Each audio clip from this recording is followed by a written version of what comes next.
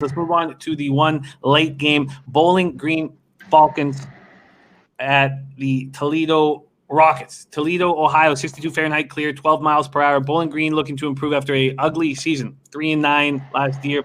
Their offense should be much improved. A Boston College transfer, Matt McDonald, playing after sitting out last season, and Scott Leffler. I mean, I assume he knows Matt McDonald personally from that 2017 season.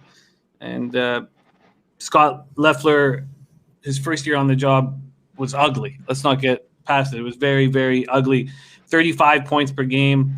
They stopped a 9-game losing streak with a win over these Toledo Rockets to close out the season. A very embarrassing game for Toledo. I wonder if they are an angry group about that. But you have Matt McDonald coming in, and then you have running back Andrew Clare, who had an injury-plagued 2019 campaign coming in, and Toledo opens up as 19-point favorites. They're now 22-point favorites. Bowling Green's defense should be much improved from last season's squad. I said 35 points per game. I have allowing 39 points per game from last season. They returned 7 starters, and their leading sacker, their leading tackler. So there is optimism.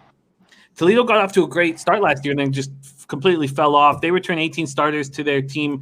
Redshirt senior Eli Peters will start. They had the second best running attack in the MAC last year, and they have Kobach and Shaquille Seymour returning. They averaged 224.5 yards per game on the ground last year, and they have those two guys returning. Why don't we move over to Noli Knowles?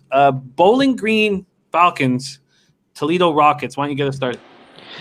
I mean, this is a Bowling Green team. I think you kind of alluded to. They haven't really been able to put very many wins together. The Falcons won more than 4 games. Only haven't won more than 4 games since 2015. I mean, their offense really sputtered, and they're a little thin on the offensive line here. Their secondary should make some steps up here, but I don't know really how much confidence we're going to have in Matt McDonald either, just stepping in here. He doesn't have quite a lot of experience, but I mean, ultimately here, this game, too many question marks for me.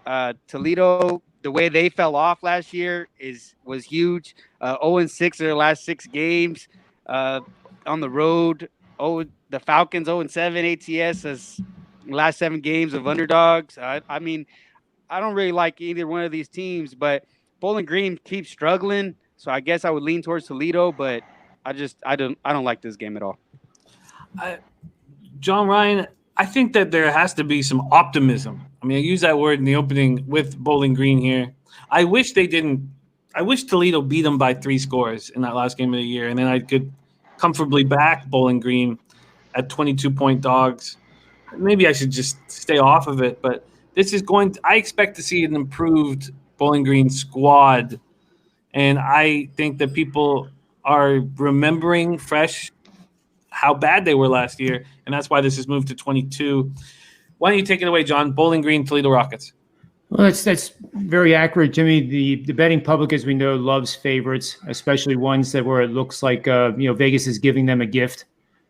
Noli mentioned that they were 0-6. Toledo was last year down the stretch. Well, I'll add a little bit more to that. They lost to the spread by 124 points, or 18 points per game, which is worse than Akron was doing last year. And as we mentioned earlier in the show, Bowling Green is a team that I think Akron might have a chance to beat later on.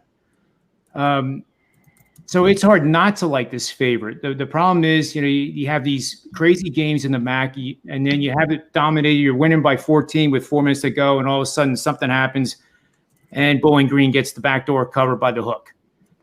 I think this is, again, I think you're on the right side with Toledo here. But I want to wait a week. I learned my lesson in the Big Ten. Especially with Penn State, as we know. I admit that I was wrong on that. So I'm taking that lesson learned and applying it here to the MAC and just taking a week off just to see how these teams look. And then you have a better idea going forward. I hear you. For whatever reason, I got to stop. I sort of get off taking these shit teams that have hope. And Leffler, he's supposedly coming back with a vengeance. Let's hear what CMAC has to say about this spot. Bowling Green, Toledo Rockets. Yeah, he's supposed to, but it's up 22.5. Toledo right now. Ugh, I don't want to lay that with them. No way. Not how they looked at the end last year.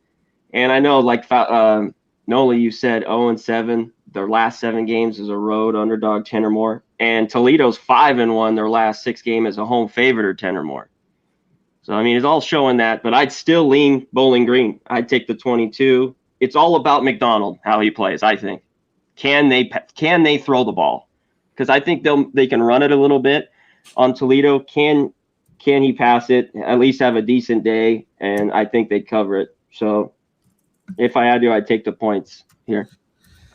Do I really want to be sitting here Wednesday night with a bet on Bowling Green? I don't know. I don't know if I can handle that. Wait on it. Yeah, but mediocre Mac.